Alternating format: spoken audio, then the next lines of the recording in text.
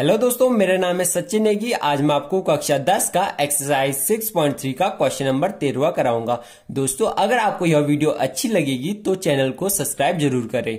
तो दोस्तों, हमारा 13वां क्वेश्चन हमसे कहता है कि एक त्रिभुज ABC की भुजा BC पर एक बिंदु D इस प्रकार स्थित है कि कोण ADC बराबर है कोण BAC के। अब हमने दोस्तों दर्शाना है, यानी हमने सिद्ध करना है कि CA का जो स्क्वायर है वह बराबर है CB इंटू CD के, यानी C से लेके A बिंदु तक की दूरी का जो स्क्वायर है दोस्तों वह बराबर है C से लेके B तक की जितनी दूरी है उसका अगर हम मल्टीप्लाई करते हैं C से लेके D तक की दूरी के। अब दोस्तों इस वाले क्वेश्चन में हमें चित्र नहीं दिया है। अब हमें दोस्तों क्वेश्चन को खुद पढ़ के इसका चित्र बनाना पड़ेगा। तो हमें दोस्तों नंबर 1 दिया है कि हमारे पास एक त्रिभुज है ABC। तो हम दोस्तों पहले एक त्रिभुज की रचना करेंगे, यानी हमने एक त्रिभुज बनाना है। हमने एक त्रिभुज बना लिया है दोस्तों ABC। अब दोस्तों हम इस त्रिभुज का नाम भी दे देंगे। तो मैं इस बिंदु का नाम देता हूं A, इस बिंदु का नाम देता हूं B और इस बिंदु का नाम देता हूं C। और हमें दोस्तों क्वेश्चन में दिया है कि BC पर एक बिंदु D इस प्रकार स्थित है, यानी दोस्तों जो BC वाली भुजा है उस पर एक D बिंदु स्थित है, यानी D बिंदु कहीं भी हो सकता है इस BC वाली रेखा पर। और जो D बिंदु है दोस्तों वह इस प्रकार स्थित है, यानी जो D वाला बिंदु है दोस्तों वह इस प्रकार स्थित है जिससे कोण ADC जो है, कोण ADC यानी जो ये वाला कोण है दोस्तों, जो ये वाला कोण है वह बराबर है BAC के, BAC के, यानी इस वाले कोण के बराबर है। यानी जो D बिंदु है वह इस प्रकार है जिससे कि जो ये वाला कोण है दोस्तों वह बराबर है ये वाले कोण के। अब मैं दोस्तों आपको क्वेश्चन एक बार और समझाता हूं कि क्वेश्चन हमसे क्या कह रहा है। तो क्वेश्चन हमसे कह रहा है कि हमारे पास ABC एक त्रिभुज है, इसकी BC वाली भुजा पर D बिंदु है और D बिंदु इस प्रकार स्थित है जिससे कि जो ये वाला कोण है वह इस वाले कोण के बराबर है। अब हमने दोस्तों इन्हें सिद्ध करना है, यानी हमने CA का स्क्वायर यानी C से लेके A तक की दूरी का जो स्क्वायर है वह CB इंटू CD के बराबर है, इंटू CD के बराबर है। ये हमने दोस्तों सिद्ध करना है। दोस्तों अगर हम इस प्रकार के कोई भी क्वेश्चन करते हैं तो हमारी नंबर 1 हेडिंग आती है दोस्तों दिया है। और दिया है में दोस्तों मैंने आपको कितनी बार बताया है कि हम दिया है में क्या लिखते हैं। तो दोस्तों हम दिया है में क्या लिखेंगे, तो दोस्तों मैंने आपको पहले भी बताया है कि सिद्ध करने वाले को छोड़कर, यानी इसे हमने सिद्ध करना है तो इसको छोड़कर ये क्वेश्चन हमें जितनी भी जानकारी देता है उसे हम दिया है में लिखते हैं। दिया है में उस जानकारी को लिखते हैं। तो दोस्तों हम यहां पे लिखेंगे कि त्रिभुज ABC में BC पर एक बिंदु D इस प्रकार स्थित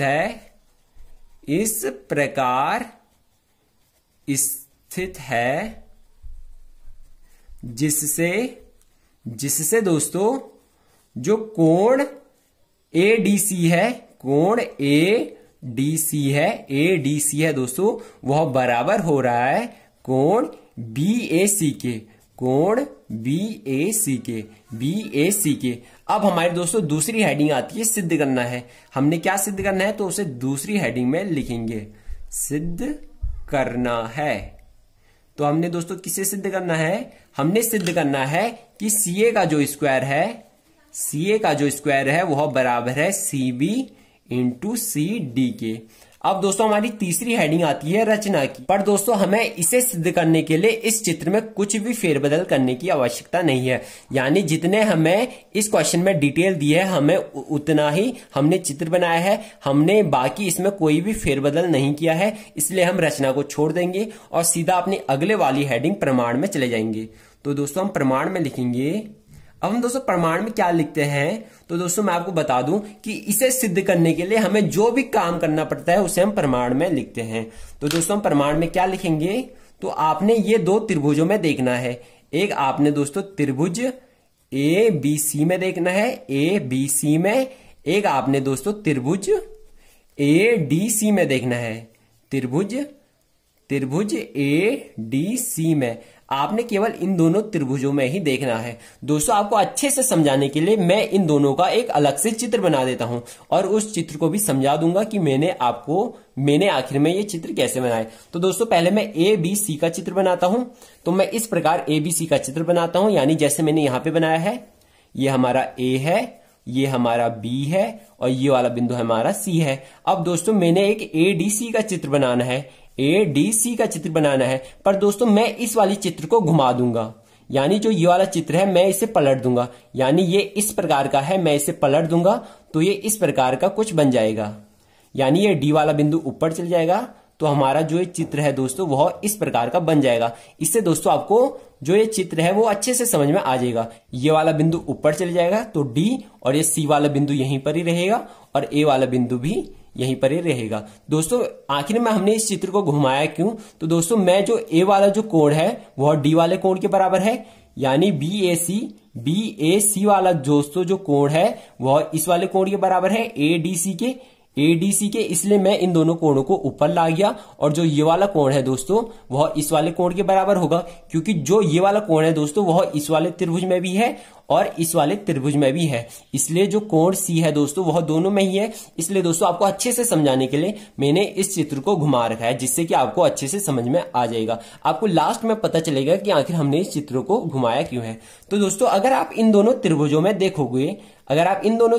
देखोगे, तो हमारा कोण सी दोस्तों दोनों में है, यानी ये ए बी सी में भी है और ए डी सी में भी है, इसलिए हम लिखेंगे कोण सी बराबर कोण सी, क्योंकि ये उभयनिष्ठ है।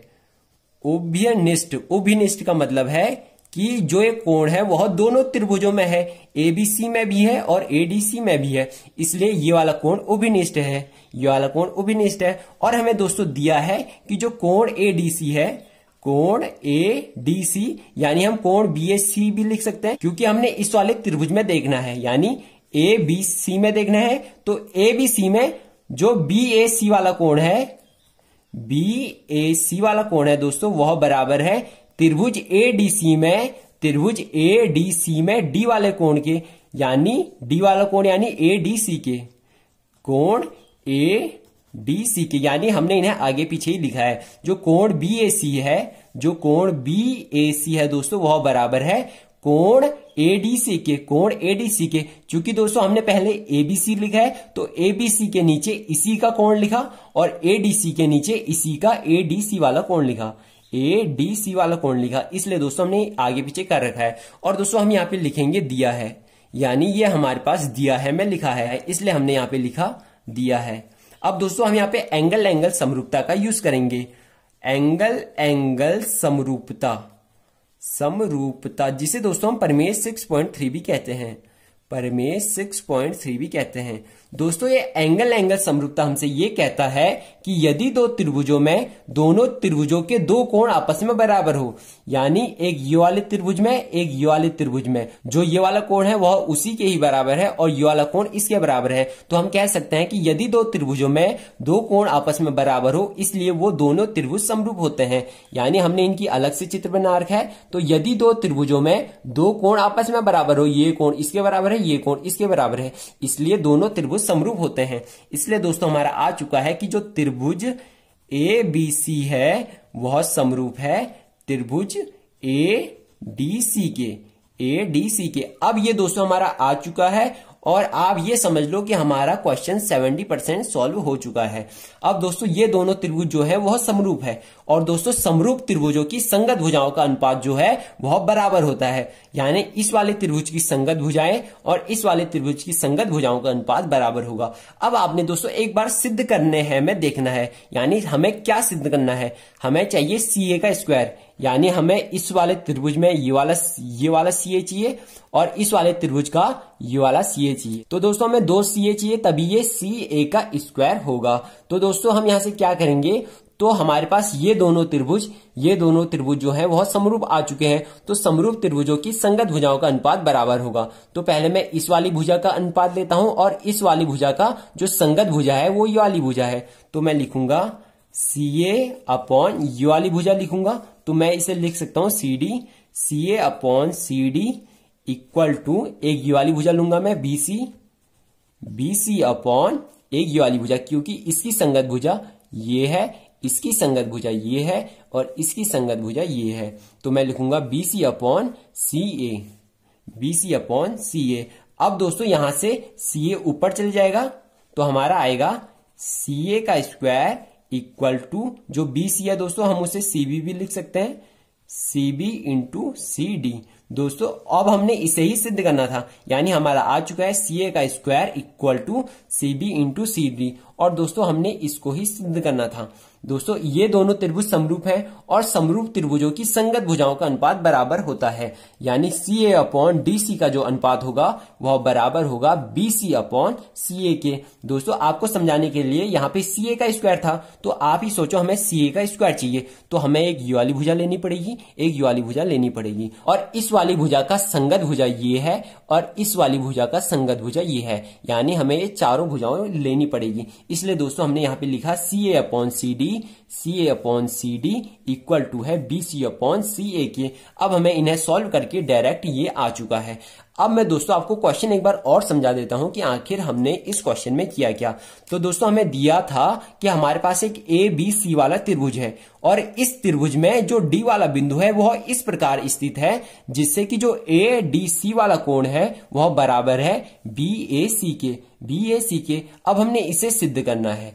अब हमने दोस्तों इसे सिद्ध करने के लिए एक त्रिभुज ABC में देखा और एक त्रिभुज ADC में देखा। मैंने इन दोनों का अलग से चित्र बनाया है, पहले मैंने ABC का बनाया, फिर मैंने ADC का बनाया और इस चित्र को ऐसे पलट दिया, यानी इस वाले त्रिभुज को पलट दिया तो ये इस प्रकार के त्रिभुज में बन जाता है, जिससे कि आपको समझने में आसानी होगी।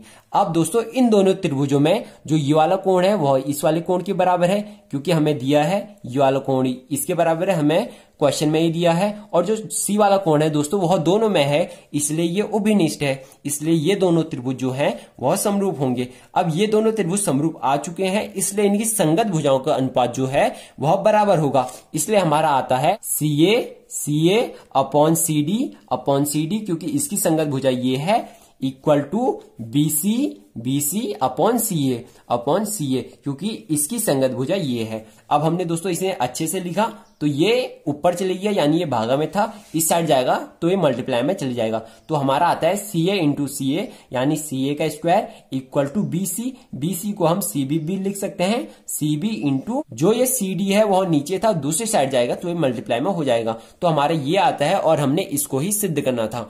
दोस्तों आपको यह वीडियो कैसी लगी कमेंट बॉक्स में जरूर बताएं। अगर आपको इस वीडियो से रिलेटेड कोई भी डाउट हो तो कमेंट बॉक्स में जरूर पूछे, और ऐसे ही और वीडियो पाने के लिए चैनल को सब्सक्राइब जरूर करें और बेल नोटिफिकेशन को ऑल पर सेट करना ना भूलें, ताकि मेरे द्वारा आने वाली एक भी वीडियो मिस ना हो। Thank you, have a nice day.